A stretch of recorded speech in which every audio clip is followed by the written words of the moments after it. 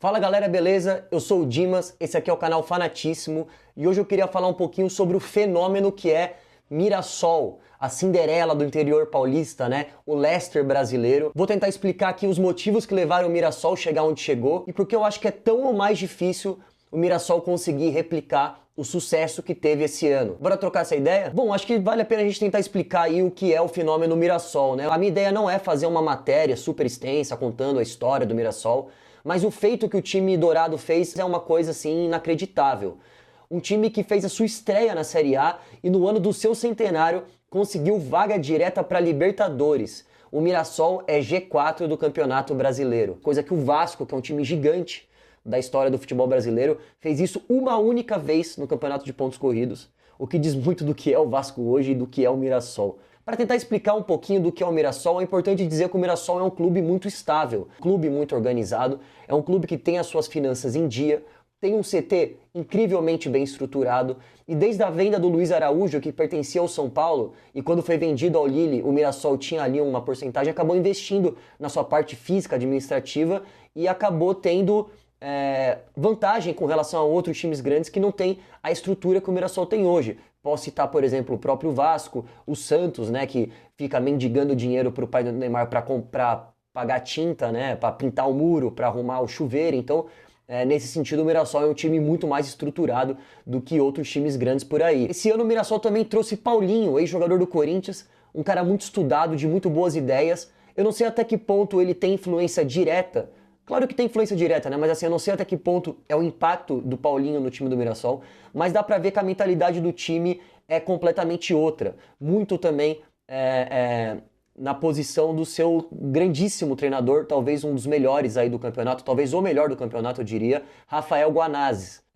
Ele que já foi da comissão técnica integrada do Cruzeiro, já treinou o time do Sampaio Corrêa, e esse cara tem ótimas ideias. Além de ter ótimas ideias, o Rafael é um cara que tem coragem para jogar, ele sabe o que ele tem que fazer e conseguiu incutir na cabeça dos jogadores aquilo que deveria ser feito. E cara, quando você vê que um time compra a ideia, é outra coisa, né? Dá pra ver dentro de campo que o time respeita, confia e acredita no modelo de jogo do treinador. Acho que vale a pena a gente falar um pouco do elenco do Mirassol. Se a gente for pegar o time do Mirassol, não tem nenhum super craque que você fala, pô, o meu time tem que ir atrás desse cara, esse aqui é muito diferente. É um time muito coeso, é um time que não tem muitos medalhões, né? Tirando o Walter, que tem lá seus 35 anos, e o Reinaldo, que já tem 36. Tirando eles dois, que são os jogadores mais conhecidos, não tem ali um jogador ali da base super despontando, mas é um time muito coeso, é um time muito físico, é um time que se machuca pouco, é um time que tem pouco buraco nas posições, então os jogadores, tanto titulares quanto reservas, se complementam muito bem.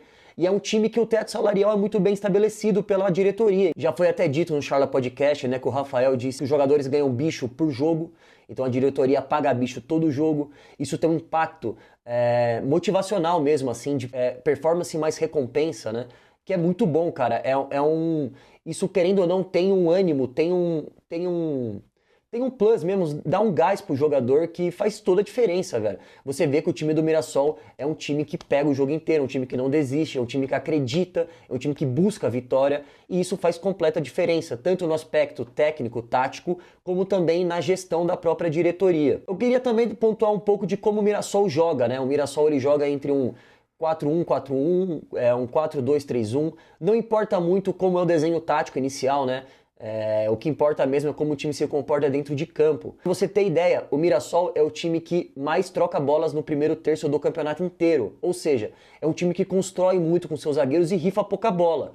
O melhor jogador talvez de construção da defesa para o ataque do campeonato, eu diria sem muito exagero que seria o Gemes, zagueiro do Mirassol.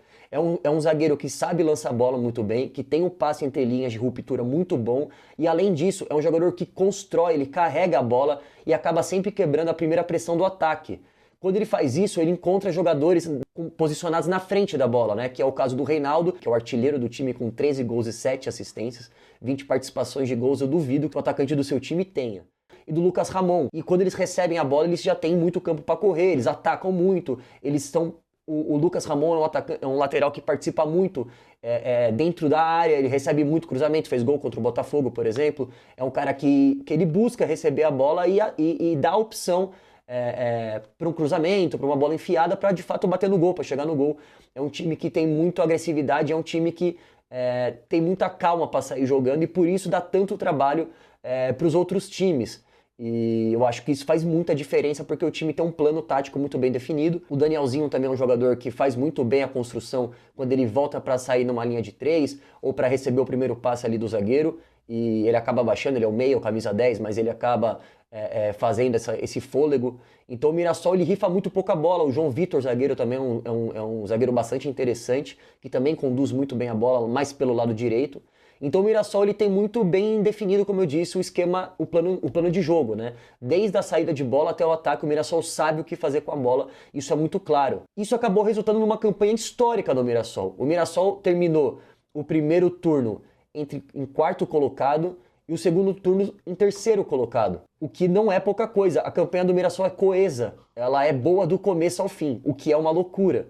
O Mirassol é o terceiro melhor ataque do Campeonato Brasileiro inteiro e a sexta melhor defesa. Então assim, não é por acaso onde o Mirassol tá. Mas beleza, tudo é muito bonito, tudo é muito lindo, mas assim, toda essa questão tática, técnica, motivacional, administrativa, ela é de fato super importante, mas talvez para mim o ponto central e o que eu queria mais discutir nesse vídeo é com relação ao calendário do Mirassol. O Mirassol é o time que menos jogou no campeonato inteiro, contando todos os jogos no ano. Só para você ter noção, o Mirassol vai completar, terminando o Campeonato Brasileiro, fazendo 51 jogos o ano inteiro. O Fluminense, que jogou Carioca, jogou Sul-Americana, jogou Mundial de Clubes e pode chegar na final da Copa do Brasil. Se o Fluminense chegar na final da Copa do Brasil, o Fluminense vai completar 81 jogos no ano inteiro. Mano, isso é uma insanidade, é quase o dobro. O Fluminense jogou mais 50% dos jogos que o Mirassol jogou no ano.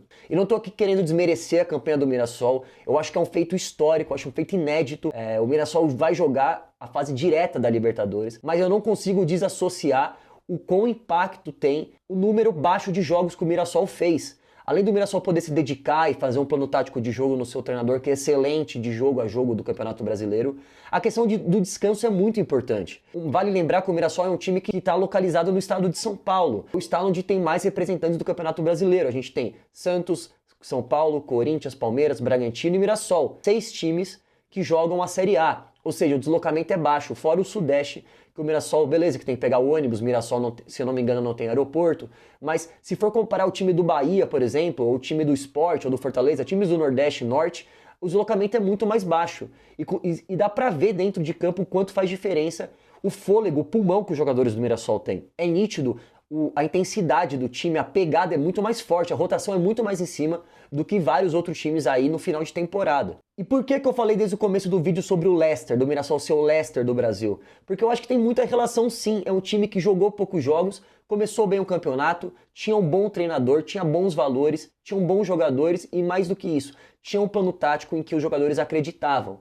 E aí você começa a ganhar 1, 2, 3, 4 jogos, termina o primeiro turno, você tá, sei lá, em terceiro, em quarto, e você começa a ganhar, os times começam a perder jogador, a maratona é muito grande, começa a entrar em fase final de campeonato de mata-mata, e na hora que você olha pro lado, você fala, pô, rapaziada, acho que dá, hein? Acho que dá pra chegar mais longe do que isso aqui. O Leicester foi muito assim, do Ranieri, na temporada 15 e 16, que beleza, depois a gente descobriu que o Kanté era um dos melhores volantes de todos os tempos, né, da Premier League, depois a gente descobriu que o Mahrez era um craque, depois a gente descobriu que o Harry Maguire era um ótimo zagueiro, mas até lá ninguém conhecia esses caras, que o Vardy era uma lenda do campeonato inglês, mas assim, até lá ninguém sabia quem eram esses caras. Até ontem a gente não sabia quem era o James, por exemplo, e daqui a pouco esse cara vai estar jogando em time top do Brasil, com certeza absoluta. Mas o fato de jogar poucos jogos, de você encaixar uma sequência inicial muito boa, faz o time olhar para trás e falar, velho, a concorrência talvez não seja esse monstro de 7 cabeças, acho que dá. E porque eu acho que o sucesso do Mirassol está estritamente ligado ao calendário, e porque eu também acho que o sucesso do Mirassol vai ser a ruína do Mirassol do ano que vem. Comparado ao Leicester, que depois jogou Champions League e foi perdendo jogadores, não demorou muito pro Leicester cair nas tabelas nos outros anos e ser rebaixado. O time que tinha estrutura, teve muito dinheiro arrecadado na venda desses jogadores, mas não conseguiu manter a pegada e acabou rebaixado. Voltou no passado, mas assim, claramente o calendário foi demais pro Leicester. que nem eu acho que ano que vem o calendário pode ser demais pro Mirassol. Se a gente parar pra pensar, o Mirassol ano que vem joga a Copa do Brasil, o Paulistão, que começa no começo do ano, o Brasileiro, que também começa no meio do ano, e a Libertadores na fase direta. Cara, já imaginou o Mirassol ter que pegar um ônibus pra pegar um avião, pra ir jogar, sei lá, na Colômbia, pra depois voltar pra pegar um... Cara, é muito difícil, velho. O Mirassol não tem um elenco tão farto assim pra poder dar conta do ritmo da maratona.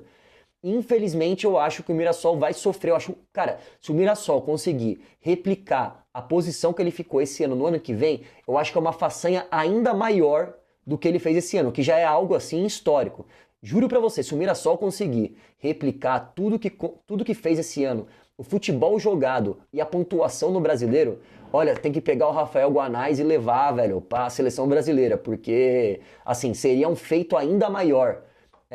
De novo, pode ser aquele papo de coach, né, de que chegar no sucesso é difícil, se manter é muito mais. Sim, essa frase se aplica aqui, mas além de tudo, é exatamente isso que eu estou dizendo do calendário, da logística, da necessidade de um elenco maior, da recuperação de jogadores, do investimento. Então, de verdade mesmo, se o Mirassol conseguir replicar o que fez esse ano pro ano que vem, eu volto aqui, se Deus quiser, ainda com esse canal ainda maior e falar, olha, o Mirassol é um caso a ser estudado, é algo assim de outro planeta, porque isso aqui já é histórico, mas se replicar é de outro planeta. E olho nesse cara, hein? Rafael Guanais é o nome da fera. Esse cara ainda vai longe. Esse cara pode fazer estrago, hein? Já fez e tem potencial pra fazer mais. É isso aí, rapaziada. Gostaram do vídeo? O que vocês acham da campanha do Mirassol? Vocês acham que é esse nível de grandeza? Vocês acham que é histórico? E vocês também concordam comigo que o sucesso do Mirassol pode ser a ruína do próprio Mirassol no que vem? Talvez o calendário, o Mirassol não tenha fôlego pra conseguir manter? Curte, comenta esse vídeo aqui, fanatíssimo em todas as redes sociais. E tamo junto, hein, rapaziada?